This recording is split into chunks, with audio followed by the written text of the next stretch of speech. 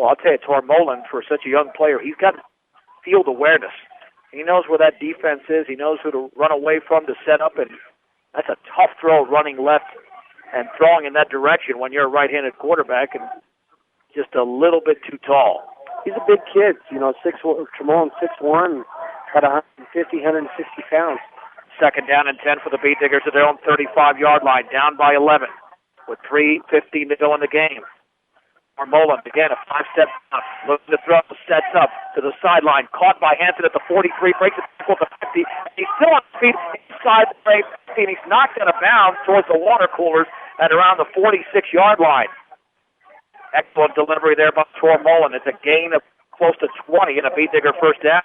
You know what the best part about that pass was, though? He was looking downfield to throw it, and he kind of went to pump fake it, and then he saw Hampson there wide open, short, so he changed receivers. He looked off a couple of different receivers before he made the pass. So great job there by Tormolen, and nice catch and run. Why in the world are they restarting the clock?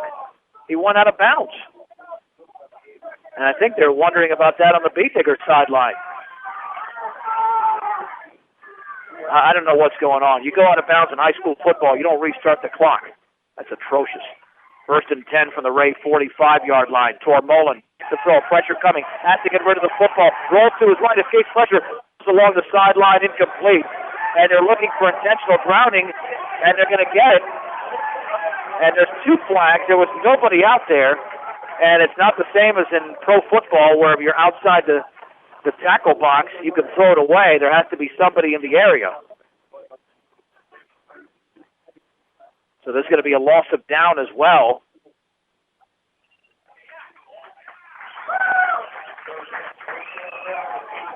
Yeah, what this official, he just called, he didn't call intentional grounding. What he called is that the quarterback was beyond the line of scrimmage. That's not intentional grounding.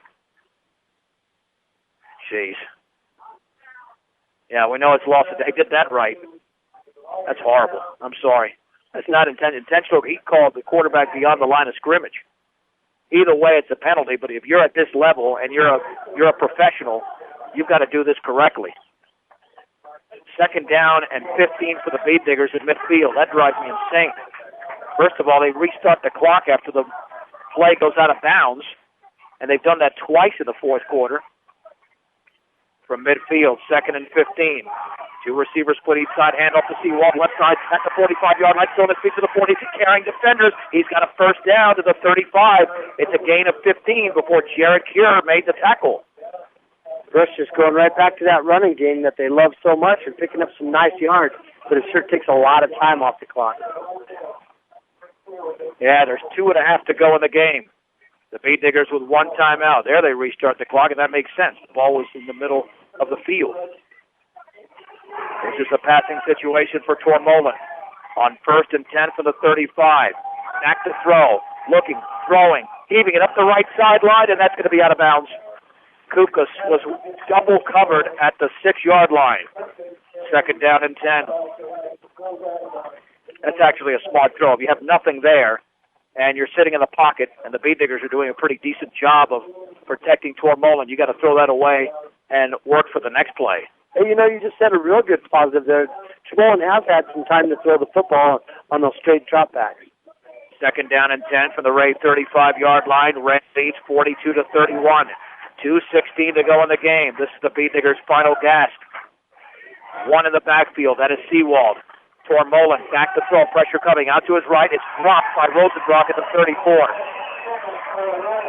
Third and 10. One of the very, very few mistakes Rosenbrock, who's had an excellent game tonight, has actually made. Yep, that hit him right in the hands. He kind of had his hands up in the air there. It looked like it might have caught him on his right wrist a little bit, but good throw there by Tormolen and some pretty good blocking by that offensive line. Third down and 10. The Beat Diggers in 4-down territory with 2 more plays to go at the 35. Trips to the left, Kukas out to the right.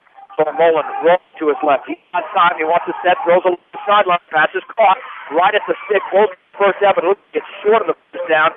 Shea Hansen made the catch. It's going to be a gain of around 9 at the 26-yard line. The Beat Diggers will definitely go for it, but now we're under 2 minutes to go in the game.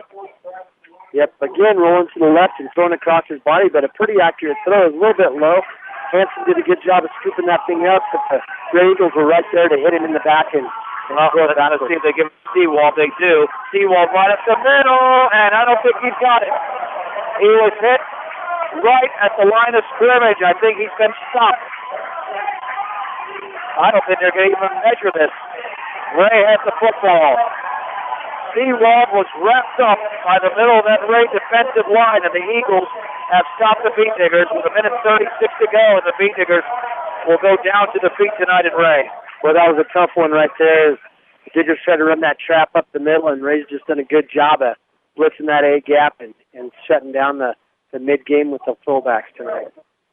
1st and 10 for the Eagles from their own 25-yard line.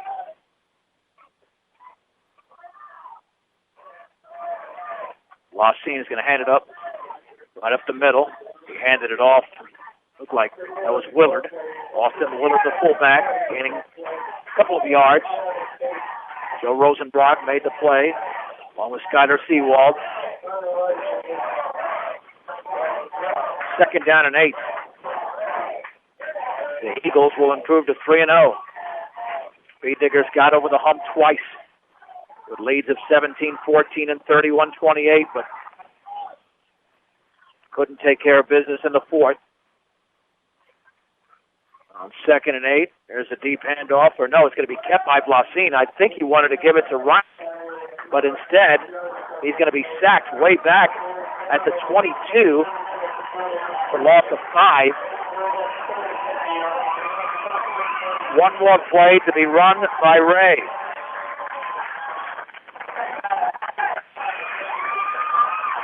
They're going to win this game by double digits. On 3rd down and 13 to go from their own 22. Blasine going to take a knee. I mean, that would seem the most logical right now.